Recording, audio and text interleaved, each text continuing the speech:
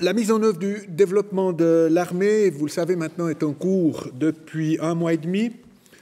Ce développement doit nous permettre de mieux nous adapter, de mieux adapter encore l'armée aux menaces et aux dangers actuels et futurs. L'armée doit devenir plus flexible, elle doit pouvoir être engagée plus rapidement. De même, l'équipement, l'instruction doivent encore être améliorés et ces différentes adaptations exigent des investissements tels que je vais vous les présenter maintenant dans le cadre du message sur l'armée que le Conseil fédéral a approuvé ce matin dans sa séance tout à l'heure. Pourquoi avons-nous finalement besoin d'une armée dotée d'un équipement moderne et de qualité? D'une part, et principalement parce que la situation sécuritaire a radicalement changé. Vous le savez, nous sommes confrontés à des menaces hybrides, des menaces terroristes. Il y a des crises et des guerres qui se déroulent non loin de chez nous.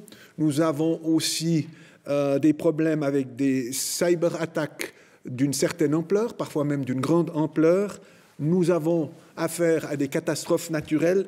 Et aujourd'hui, avec ce message sur l'armée, une étape importante est franchie.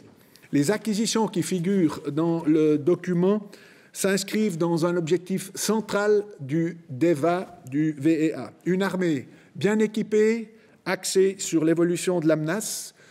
Concrètement, ça signifie que le Conseil fédéral demande au Parlement des crédits d'engagement de quelques 2 milliards de francs, ainsi, et c'est une nouveauté pour la première fois, la mise hors système de certains systèmes d'armes qui sont devenus obsolètes. Et s'agissant de ces investissements, le Conseil fédéral a fixé 3 axes prioritaires. Premièrement, il s'agit de moderniser certains systèmes des forces aériennes.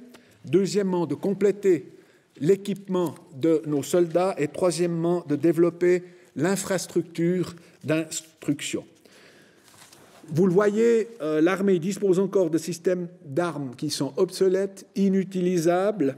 Et ce message 2018 est l'occasion de montrer que nous modernisons d'un côté, nous fournissons un équipement adapté en mettant certaines priorités et nous faisons aussi des mesures d'économie qui sont ciblées, l'objectif à la fin étant de protéger au maximum nos soldats et donc aussi notre population.